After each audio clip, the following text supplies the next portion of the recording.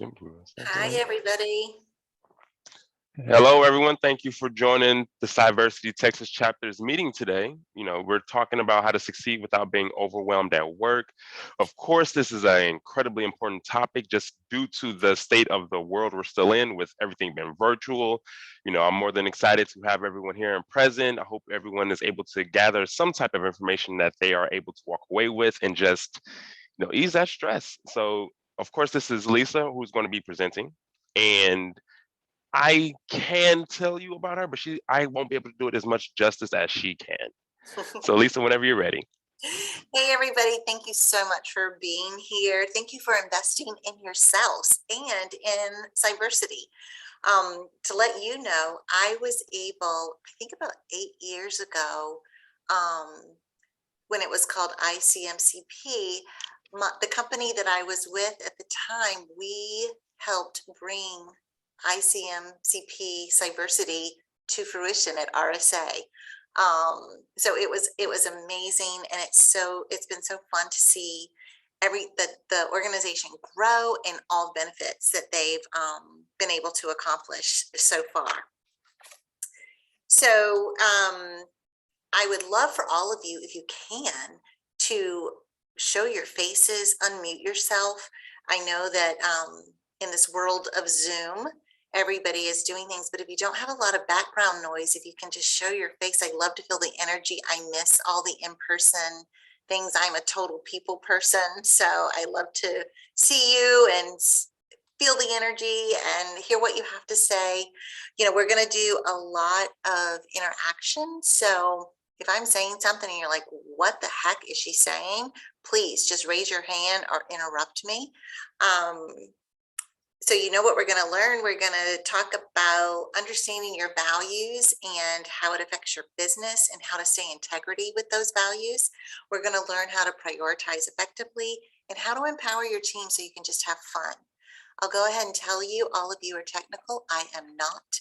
So when I say that I was in the cybersecurity industry, I was on the social aspect. I put all of you in front of your prospects, or either I was bringing the prospects to you. So again, be patient with me. I will not be doing any technical terms that you're used to. It may even seem a little woo-woo to you at times. So, but I'm glad that you're here at any rate. And let me just introduce myself. I am Lisa Couturier. I work with high performing individuals like yourself. I talk really fast. I try to slow down, but I do talk fast. When I get really excited, my voice squeaks. So if it starts to annoy you, just again say, hey, can you cut it out a little bit? It's a little squeaky. I'm not going to do a sales pitch like most people do for you in my field, because you know what I do. If you want to work with me, you'll contact me. All the contact information will be there at the end. And I just love doing what I do. And so again, we will get started. Like I said, if you can come, people that are joining right now, if you can show your face and unmute yourself, if you don't have a lot of background noise, love to feel the energy, love to see you. And just, I feel like that's also a way that we really start to grow, and the interaction is so important. Hi, Nabil. I see everybody coming on. Thank you. So I want to ask permission that we're good to be vulnerable, that I can ask questions of you, that you'll be vulnerable with me, because being authentic is the first step to letting go of some of that overwhelm and exhaustion and burden that we may be feeling. And I don't know about all of you this past year. I've definitely felt it. Just in the last 6 months, I was telling everybody before we jumped on, I've moved 3 times in 6 months. So a little crazy for me. But who's ready to release any overwhelm or exhaustion, or who's feeling exhausted and overwhelmed? Can you show me your hands, or just type it yes in the chat? Yeah, good. So I have come up with a program, and it's called ACE, ACE. And it's just because, like Ace in the Hole, Ace playing cards, if you play cards. But it's all about aligning yourself with your core values, and then taking engaged actions and eliminating and decluttering not only stuff, but the people around you, because people can be very draining. And just things that just no longer serve you, just getting rid of them. So I got into this business because I swear a lot too. So I'm sorry if I offend anybody. My life was a shit show. I had 3 teenagers. I was divorced, and I just come back from San Francisco at one of the meetings that, you know, the cybersecurity people have. And I had taken the red eye to get home early for my kids. I walk in, wave to my neighbor, you know, hey, it's great. And my kids were screaming and yelling, and they were not excited to see me at all. And so I found neurolinguistics, and I became an accredited neurolinguistics practitioner. And I'm also a hypnotist, if any of you are interested in that, if you have blocks. So I just became engrossed in this business. I left cybersecurity, again, not the technical side, but I left it, and I love helping all people like yourself and other people who are just getting started in business so that they can live out their passion and live with joy and actually just live with purpose and not just exist in life. So that is all about me, and we're going to get started. So Thomas Leonard, he's passed now, but he came up with this wheel that I'm going to show you in a little bit. And it's all about the categories of life. And I broke some of those down into more detailed categories, which we'll go into. But many of you, how many of you think you know what your core values are? Just raise your hands. You don't have to tell me what they are. Just if you think you know what your core values are. Brian, Anora, am I saying your name right?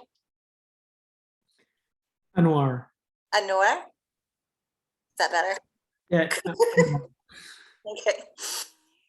So, and many of you may actually know what they are, or at least know 1 or 2.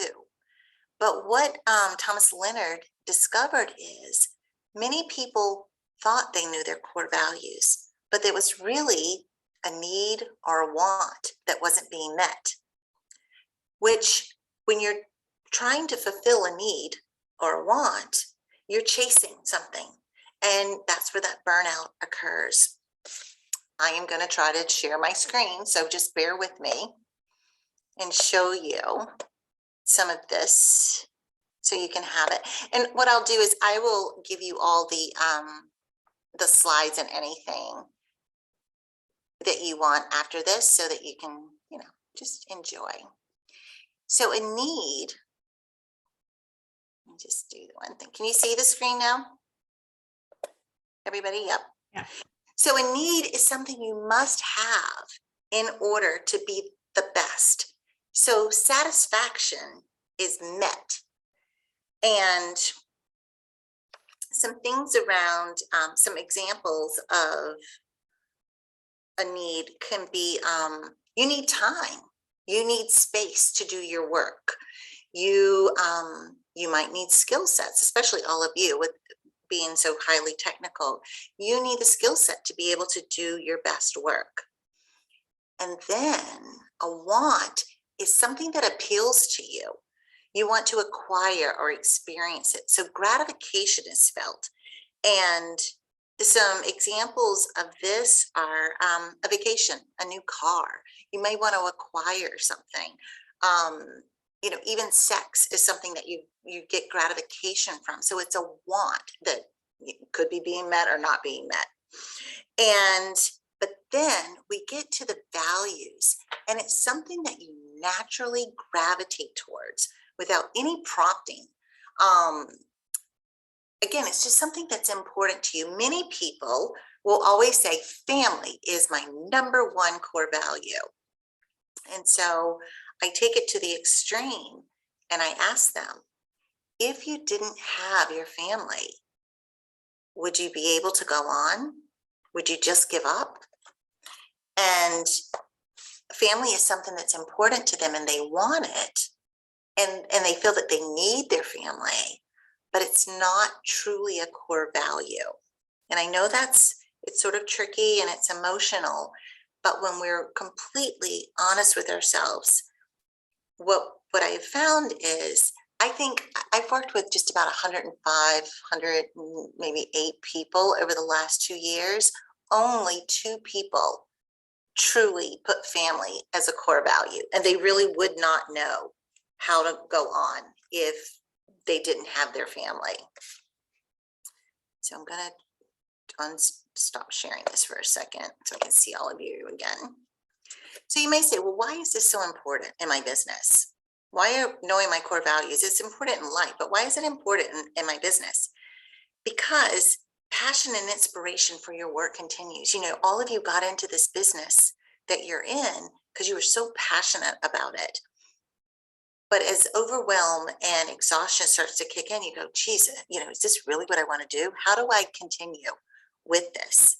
It also attracts and connects you with the people and prospects who are aligned with your core values. They may not have your exact core values, but they understand about how you are honoring them and how you're living them, basically walking the walk and talking the talk. You also stay focused on what matters when you know your core values in your business and in your life. The other part is you gain clarity about the direction you want to go. Now, many of you may have started in one area of cyber and go, hey, you know what? I'm done with this. I want to go into another direction. That's because your core values, you may have gotten out of alignment, or the need that when you first got into this industry, it may have been a need that you needed to fulfill, and it's been fulfilled. So you're like, this no longer serves me. I want to do something else.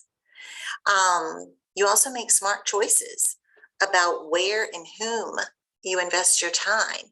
And notice how I said invest, because if we spend time with people that drain us and aren't really in alignment with our core values and being truly authentic and in their integrity, it just depletes us. And again, that exhaustion comes into play.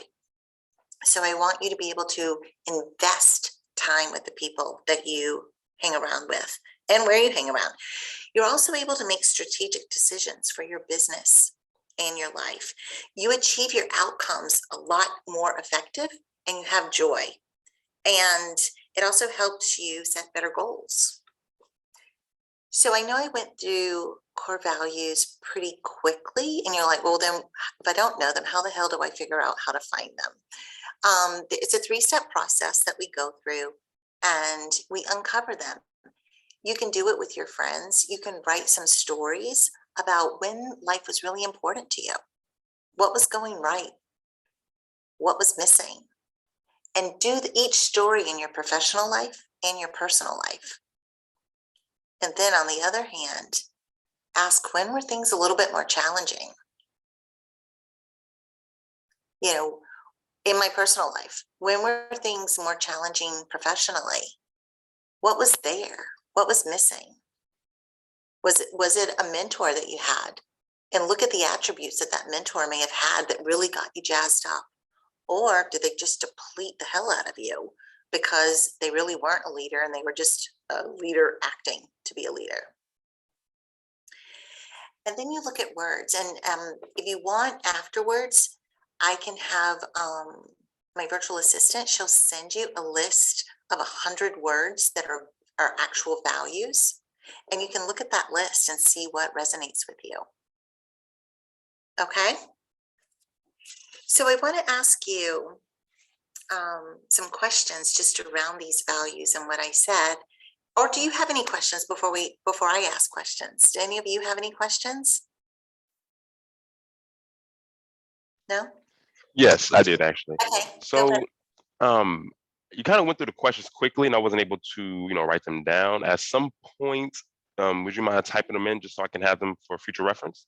You mentioned like the questions in order to determine what your core values are. While I have mine, I do know others who may need help with that journey itself or that process itself. So could you type that out for us, or have your assistant do it as well? Either way. Let's just see here. So you want the process that you go through?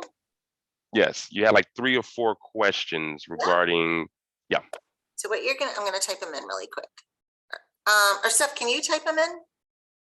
Do you mind typing them in?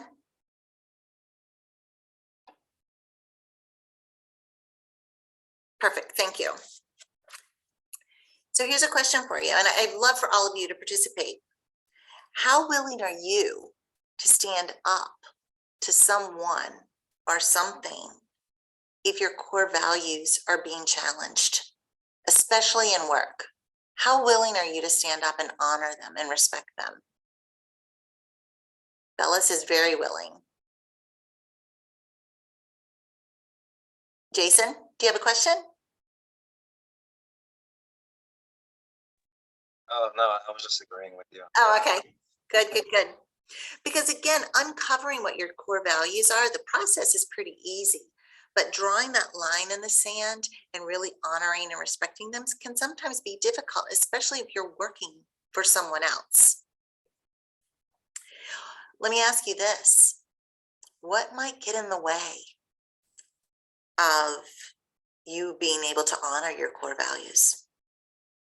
Is it someone? Is it a loved one?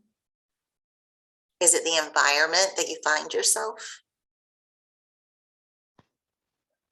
I thought you meant regarding work, so I said getting fired. I still thought the last example, because that'll get in my way. I don't want to get fired. So if someone was to, downplay it or not, yeah. But Bennett, let me ask you this. If you're getting fired because of what you believe in, are you in the right place? No, no. Could that be that cliche of one door opening and another, what one door closes and another opens? Mm-hmm. It Again, could. because your core values are your principal beliefs. They are who you are. And if you believe in God or source or Buddha or whoever you believe in, that's what put you on this earth to be and to live your core. So if someone's going to fire you, I would invite you to look at that a little closer. And is that something that you would really not stand up for yourself? Because if you don't, that overwhelm and exhaustion is going to come into play. And especially you guys, you work 24/7. Like I worked with all of people like yourselves. And, not only do you not get recognized unless something really bad happens at your company,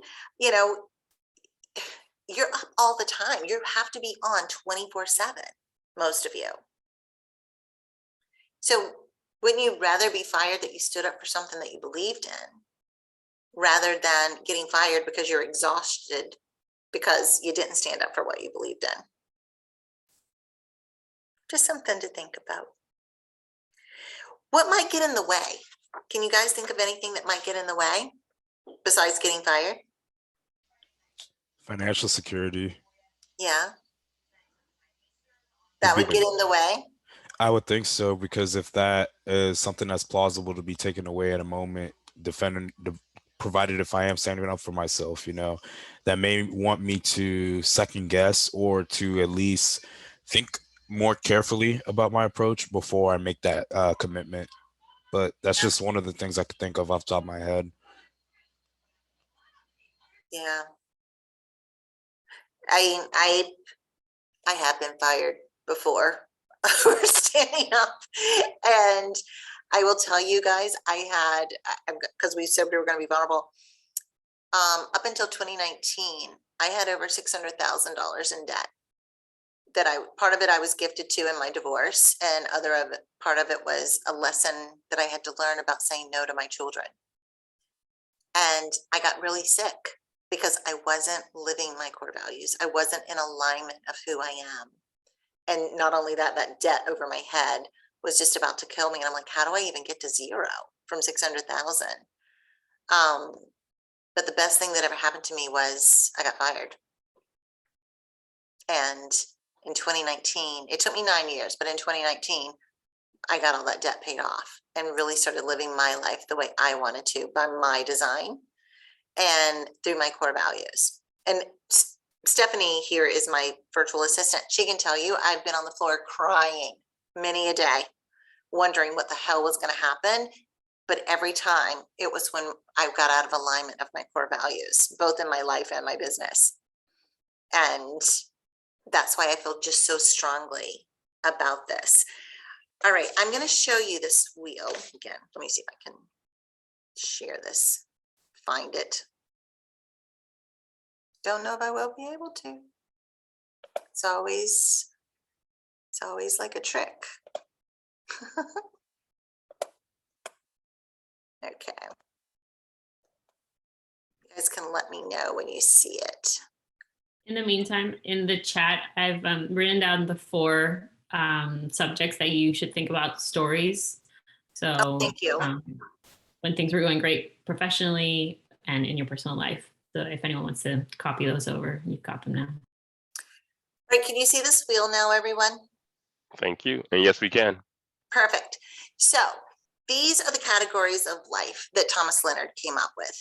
And in the center is you, Y-O-U. And then that inside circle is the memetics. Those are the beliefs that we have, that we've either gained through experiences, through our culture, through our parents teaching us. It could be courses that you've taken, the university that you went to. It basically, memetics are everything that we've experienced up to this point in our life. And then each of these categories are where we look at our core values. And are we really honoring our core values in each of these areas? And with this self category up top, I break that down into your emotional self, your intellectual self, and then your character. And that is one category that you really have to sit quietly with yourself and go, who am I? What am I? Who do I want to be? And am I really honoring my core values in this area? The body is pretty self-explanatory. Relationships can be broken into, I always broke this into like my partner and then my 3 kids and gave each kid a relationship because, you know, with kids, I parent mine each differently because they're different human beings. Networking is, I would break it into my social network and then my colleague network. Financial is pretty self-explanatory unless you own your own business or have a consulting business on the side. I would break it down into personal and then business. Your physical category is one of your biggest categories because it can be everything from your car to your home, to a closet in your home, to a drawer, to a room, and specifically, this is the one where you find the most, you can get the fastest results when you start to change up and start really getting into an alignment with your life. But it's also it's the most detailed one because there's so many areas that you can work on. And then nature is truly just about being in nature. Are you a person that, most of you are most of you in Texas, I think? So, you know, you've got that wide open space unless you're right downtown Dallas. But, you know, do you need to be in the hustle bustle of the city, or do you need to be out on a ranch or on a farm in the country? Do you need to be in the mountains, or do you need to be in the ocean? Like what just speaks to your heart and soul? And then your spiritual environment. Many people look at religious or spiritual, and spiritual is neither one. It's just, if somebody were to walk in your house, would they know what you believe in? You know, many people don't have that, or they don't have a space where they can actually practice what they believe. So that's where the core values come in on this wheel. And staying in alignment with the ACE program, that the core values, the alignment, and in a minute we'll go into the other areas that we were going to talk about tonight. But do you have any questions on the wheel right now? Do any of you? So I did submit a question just out of curiosity. I think you mentioned it afterwards, but I guess it doesn't hurt to reiterate. So would professional relationships be a part of relationships or networking regarding, you know, coworkers and peers? I would put them under networking, but that's me, Bennett. You need to decide for yourself, is your professional relationships, is it more of a networking, or is it more relationship, like truly, like, are they close to you and affect you, or are they more of an acquaintance? Right. You know, and again, in that networking part, you can also put them social and business. Like you have your friends, buddies you hang out with, but you also have your professional colleagues. I use relationships more as a close personal, who I have to live with. Right. You can't get rid of them. You keep like boomerangs, they keep coming back around, or you have a spouse that you love, and that fine line between love and hate sometimes. But so then does anybody have any other questions in regards to that? And again, this will all be sent to you. So then the second area is all about prioritizing effectively. And again, I know that you guys have stuff coming at you left and right all the time. It's a nonstop world that you live in. But if you like, right now we're at the end of the quarter or the end of the year. And so looking at what is something that you can drop altogether. It's not going to happen no matter how hard you work. Is there a project that you're working on that can be pushed into 2022? If it's something relating to work. Or is it something at home that someone is saying, you've got to get this done? And is there a way that you can talk to them to say, listen, this has just got to be pushed. It can't happen. And by dropping it, it frees your mind up to see what you really need to do, what has to be done, and prioritizing what really needs to be done. And then you can delegate. And maybe you may not be the leader of your team, but if you can delegate it to someone else or outsource something, people think because they're employees a lot of times that they cannot outsource. You may have to reach into your pocket and spend more money, but are you trading your time for money? Or is it better to trade your money for your time back to do the things that you really love and that bring you joy? What do you think? What do you want to say, Brian? I think it really depends, because I definitely feel like at least with money, it's something that's tangible that you can get back, but time isn't really something that you can like grasp, even though it's like a man-made construct. But still, I feel like the value of time is something you can't just replicate. You can try to do your best to impersonate it, but you can't just replicate it, recreate it as much as possible. So it's inherently a little bit more valuable than something tangible like an asset, like money, for instance. You cannot get your time back. Mm-hmm. Time is precious. I mean, I got Stephanie. I would eat bags of noodles the rest of my life to keep her, because she does so much for me and allows me to do what I enjoy doing. And, at first it was, I had my own belief was put to the test, because I'm like, oh my gosh, I'm just starting my business. How do I do this? I've got to spend this money. But I looked at it as an investment instead of spending money. And my time was so important to me, especially with my last one being a senior in high school a couple of years ago. Like, I really wanted to spend time with him. And Stephanie allowed me to do that. So does anybody else? Bennett, were you going to say something after Brian? No, I was going to answer the question after B. Ron. You were going to what?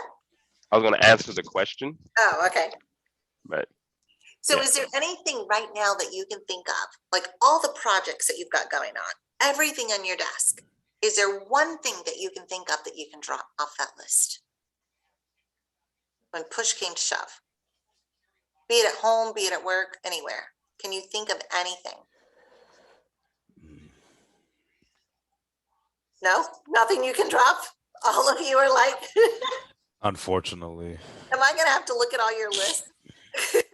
I can send it to you. Unfortunately, I do have responsibilities that require my attention and efforts and How about at home? stress. How about at home? Is there anything that you can drop at home that can free up time to put towards the work projects that you can't seem to drop? Cleaning my house. Again, Outsource that. There are people that love to clean. They love to clean, and it gives them the opportunity to be the leader in their business by allowing them to clean your home. To be fair, I did that recently. Like I have a 3-year-old and he wrecks our apartment on the daily. And I don't enjoy cleaning at all. So I have now hired a cleaning lady who comes once a week. And for about an hour, once a week, I get to see our apartment nice and tidy. And after that, it's money well spent for sure, though. And I will propose this to all of you, propose all of this to you. Look at your hourly rate. What do you make on an hourly rate if you break your salary down into the hours that you work? And is it worth your time to clean your house or pay someone $90 to $140, depending on where you live, to come in once a month and clean? Personally, I use that method a lot. Personally, I'd rather save my money, just due to budgeting aspects. I won't lie, I'm kind of stingy, so I need all my money to go one way or another. If I want to go out, I want to go out. If I want to invest, I want to invest. So, sorry. I'm going to invite you not to stay stingy, because that's something that's important to you, Bennett. So if you're saving your money to invest, don't say that you're stingy or frugal. Don't put a negative connotation on it. Own it and honor what you're doing, because it energetically, we'll go woo-woo, energetically, it makes it happen quicker and easier. And that's who you are at your core. So honor that. Touche. I appreciate you sharing that. So is there anything that you could delegate to anyone else?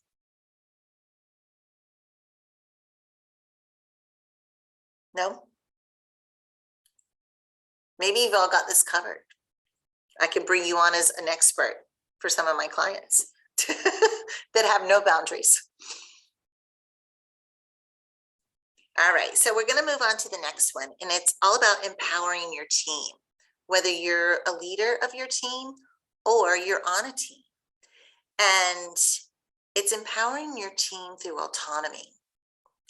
And unfortunately, I was using delegate and autonomy synonymously.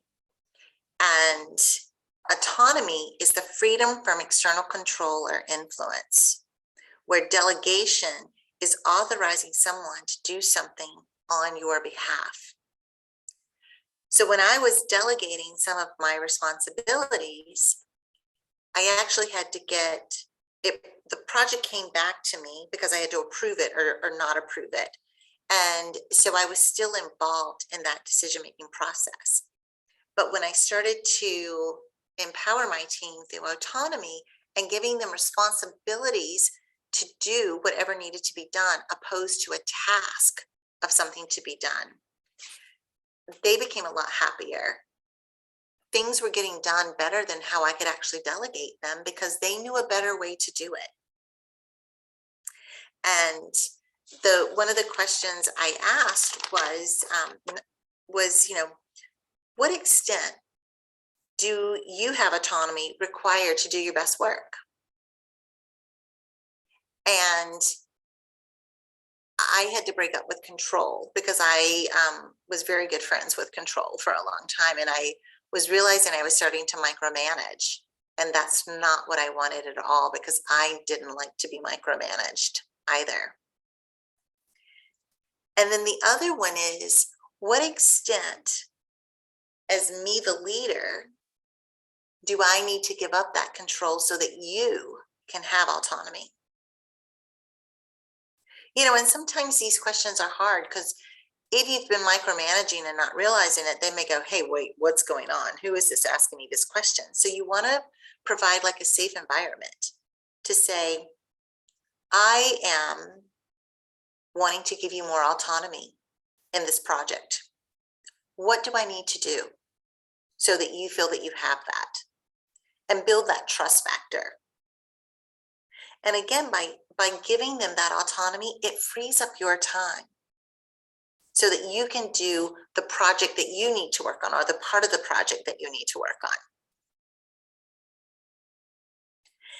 And those are the 3 ways that you can avoid overwhelm and exhaustion and being overburdened and still succeed at work. So give me your questions. And if you want to debunk some of my beliefs, I would like to hear that as well. Just like, Bennett said, his thing is all about saving his money and investing it. So that's important to him. So that's what he should be doing. Jason, what have you got for me? I think just following up on the autonomy part. I'm not the type that really cares for the instant gratification of whatever I'm working towards, but I don't want to waste the energy or time on something that won't come up with something fruitful. So what you just said was kind of it was food for thought for me. So yeah, that was about it. Yeah. So do you, if you would like to answer the question, do you feel that you are being micromanaged and you'd like more autonomy? I love the autonomy. It's just the I guess the goal and the mission that we're trying to accomplish. Trying to make the most out of that, or the fruits of labor type of thing. But yeah, I think autonomy, that's a very important part to me, especially with like work culture. But yeah. Do you think your the people who lead your team, or the people who lead your company, do you think they would be willing to give more autonomy to other people on the team to build that culture? I think it's already there. I mean, oh, good. Oh, absolutely. They trust us enough to be able to meet the objectives, and that's I guess as I've grown into that's something I've grown more to appreciate as well. Yeah, that's beautiful that you have that, because there are a lot of companies, they say that they offer autonomy, but they really don't. They use the word sort of almost like I was doing, interchangeably to delegation, but not full autonomy. So that's beautiful that your company has that. And do you think it's spread throughout the whole organization, or just in the security team? I want to say it's spread throughout the entire team, because micromanaging that seems to be, it seems to be something that may be detrimental, but with the way things have been going, I can tell, even meeting new members or seeing existing members that have been there for a while, that that there's enough trust given to where we can all meet our objectives effectively. Yeah. Do you think with COVID that more people became more to offer autonomy more because they had to, almost? Or what is anyone's thoughts? Open it up. What do you, COVID, I think, yeah, COVID sucks, but it did have some benefits. I think, it opened up geographical barriers, especially for your industry. Like, you don't have to be in San Francisco or Dallas. You can be anywhere and do your job, because everybody went remote. I would Go ahead. sorry. No, I would actually agree that it did open up in that aspect. I actually changed positions during COVID, so it worked out. I'll never really know how it was beforehand, but at least with a lot of remote work, it's a little different than having your boss in the same environment and even looking over your shoulder, per se, if that was what was going on. With everything being remote, people are one way or another doing whatever they're doing in their own home. So everybody wants their own privacy in while they're working remote, and it just works out best in that. If you want to make a cup of coffee, you can. Whereas in, you're at work, you have no coffee, you have less distractions, etc. So I think that unintentionally helped the autonomy simply. Do you find though, with that autonomy, Brian, I'll get back. Oh, I'm not saying your name right. It's Byron. Biran or Byron, either Ron, one. I'm so sorry. I just realized it. It's I fine. was saying it wrong. Do you feel that maybe with that autonomy that you received by working from home, that you lost the boundaries of when to be working and when to be at home? Yes, I feel like that distinction at times gets bled a lot, and I've definitely noticed it in my case because I serve as sort of like a primary caretaker for my dad as well too, in conjunction with working at home remotely full time. So like there are times where my work life will bleed into like my home life and vice versa. So I've had like, this is more so in the beginning, I would say, was really just trying to find that balance and make sure that I wasn't overworking myself intentionally or feeling like I need to fulfill certain obligations outside of the parameters of which I was contracted to work. And I've had to really become more firm about that because I've noticed at times that I can have a tendency of not necessarily dropping the ball, but not doing as much as I think I can be doing, but just maximizing my productivity as best as possible. So Thank you for sharing that. Elisa, do you have anything to share? No, I just felt like this was really helpful and kind of articulated things that were percolating in my mind. That's all. Great, thank you.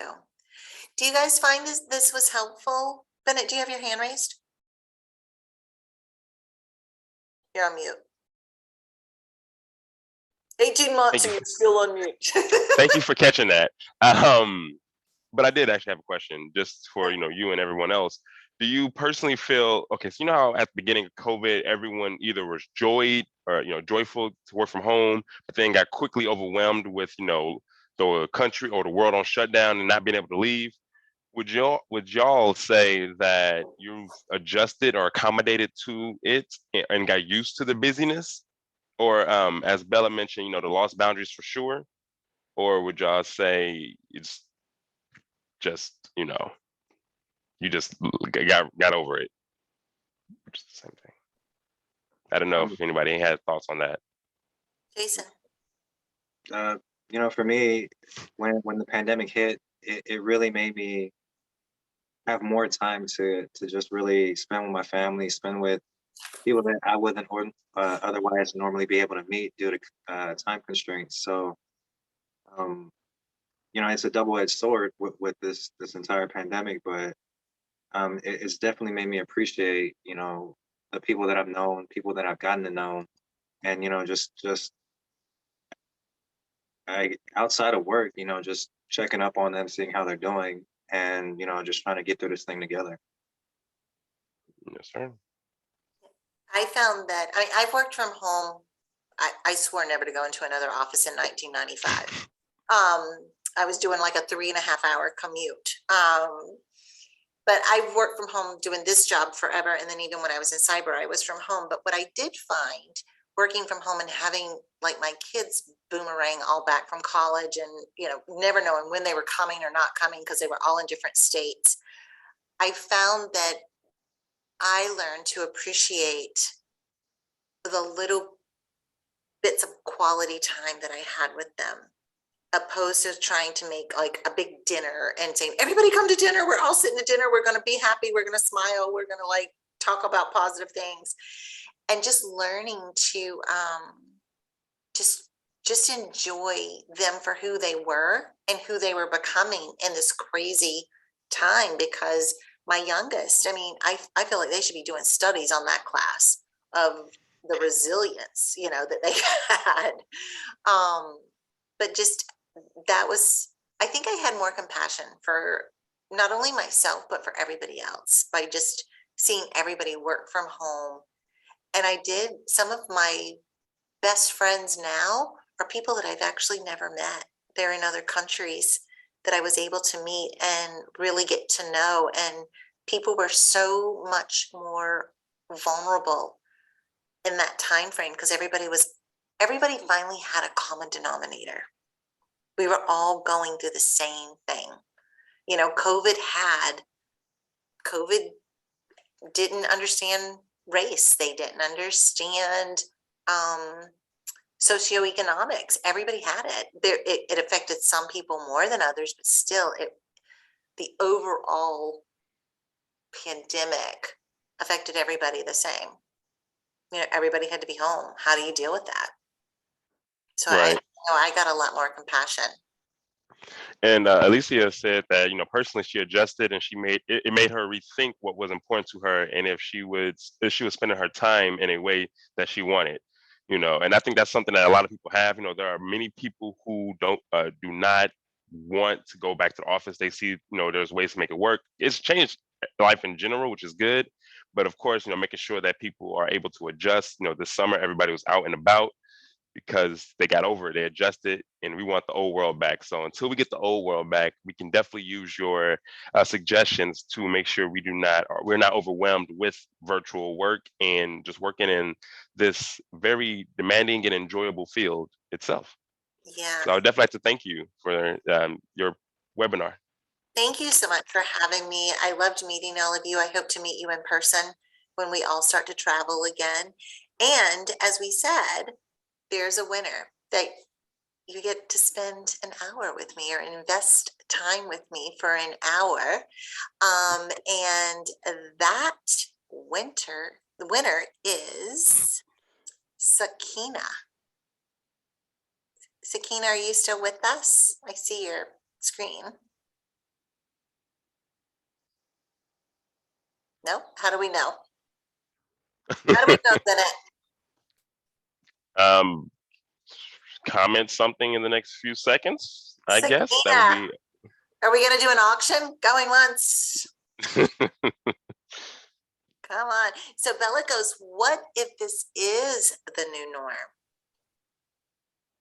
You mean working from home, Bella, or not ever going back into the, like, tell me what you mean is the new norm. Type it in. I know you haven't been able to. Basically, just how we're living now. I mean, we will still adjust to this, but you know, I know that like in China, wearing masks is just a normal day-to-day thing.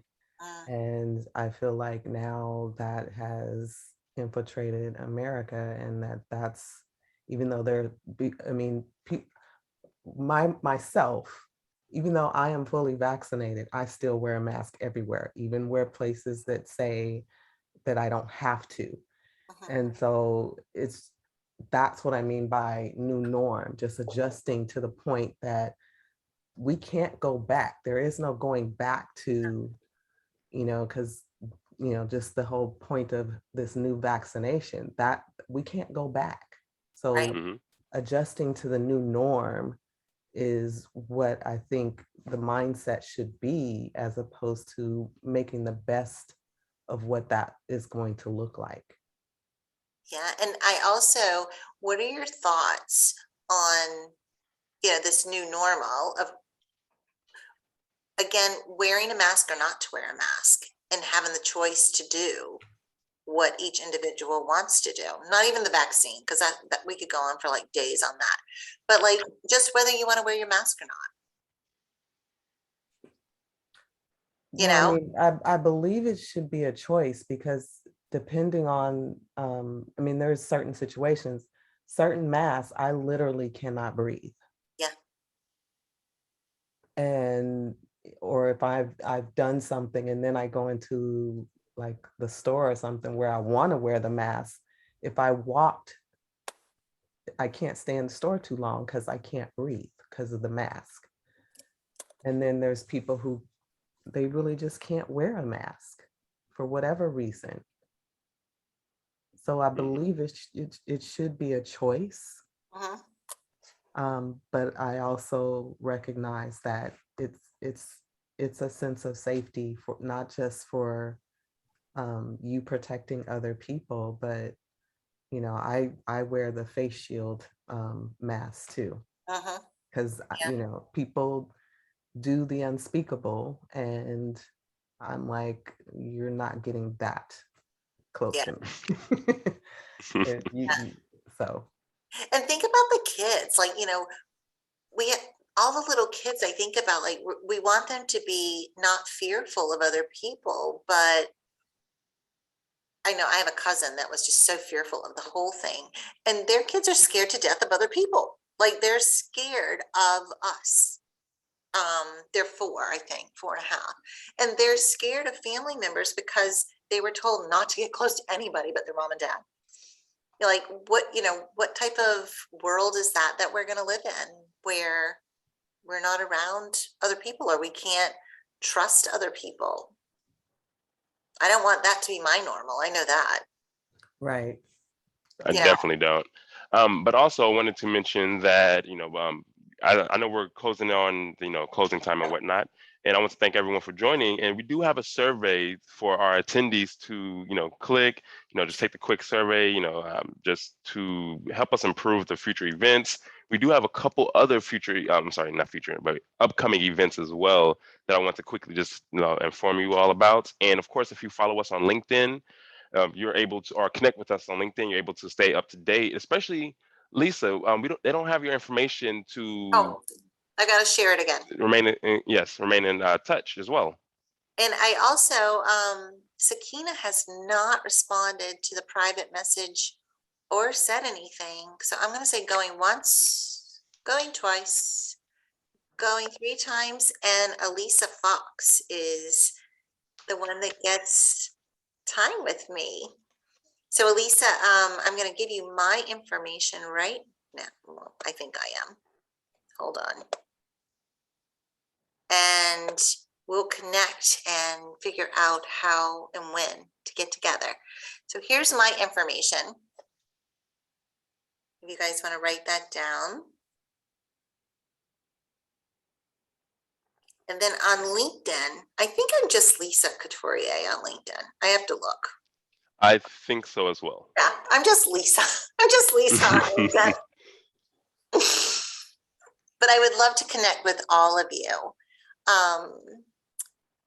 Bennett, will you be able to give me Elisa's information, and then I can, Elisa, are you okay with that?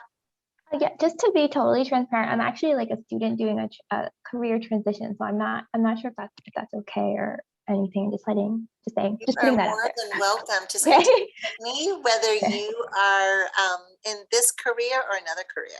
Okay. Doing it. So congratulations. Congratulations. Thank you. And also to add, I'm actually from New York. I'm in New York right now. So I don't think this would be possible like pre-COVID. So there are positives. I know. I'm excited. Also, could you send your information to Lisa, just because I'm pretty sure it's against, of course, security policy to send client or participant information to, speakers itself, just for, the best security practices, because we're all cybersecurity folks here. So just for, personal information, just go ahead and, connect with Lisa through the chat channel to make that happen. Well, I have all of you before we go. Is there anything else you'd ever want to learn about? Would you want to learn more about the neurolinguistics or another topic? Is there anything else? Personally, I say neurolinguistics. What's the neurolinguistics about? So neurolinguistics is the neuro the brain and the pathways of the brain and how the brain is activated based on your language that you use, so that when you speak to people, that they perceive the information that you're giving them as the way you wanted it to be perceived, and vice versa. Like, one of the things I mentioned is just a tweak, but like we said, spend time with someone opposed to invest time with someone. When you're investing time, you're gaining something, but when you're spending, it's going out. The other one that's very, very, again, I'm dumbing this down completely, but people lose weight all the time. So when you say lose weight, your brain wants to protect you and find that weight that you've lost. So you go back to doing the habits that you did that put the pounds on you before. So it's suggested to say shed or release those pounds. Just like when you say, I want to get rid of overwhelm. I want to lose the overwhelm in my life. Losing it, the brain wants to figure out how to protect you to actually get it back, because it's become so familiar, all the ways that you've done to get to overwhelm. Does that help? Does that Yeah. help well? Definitely. Would like to hear more about that. Yeah. So I have Elisa's information. Thank you so much. And thank you all for really letting me be here. I enjoyed it. And like I said, that 8 years ago or so, I was at the first meeting and helped get it off the ground with some of your founders out at RSA. So that was incredible. Thank you for that. You know, I was not doing this 8 years ago. I can promise you that. And once again, I'd like to remind everybody just to, you know, add everyone on LinkedIn, you know, to make sure you stay up to date with our events we have going on. We do have something tomorrow at noon Eastern time with the New York chapter, and something with the Atlanta chapter on Friday at noon Eastern time as well. But that information is, of course, on our website and online on our social media. So until next time, I would like to, you know, hope everyone has some good holidays and a safe life, and, you know, well rested and stress free. Hey Bennett, are all of you on the Slack channel? Did the ICMCP Slack channel remain the same when the branding changed to Cyversity? Yes, yes, it is. You can also find me there too, guys. All right. Thank you so Yes, much, Stephanie. Thank you. Bennett, thank you for having me. Of course. Have a great day, everyone, and enjoy your night. Bye.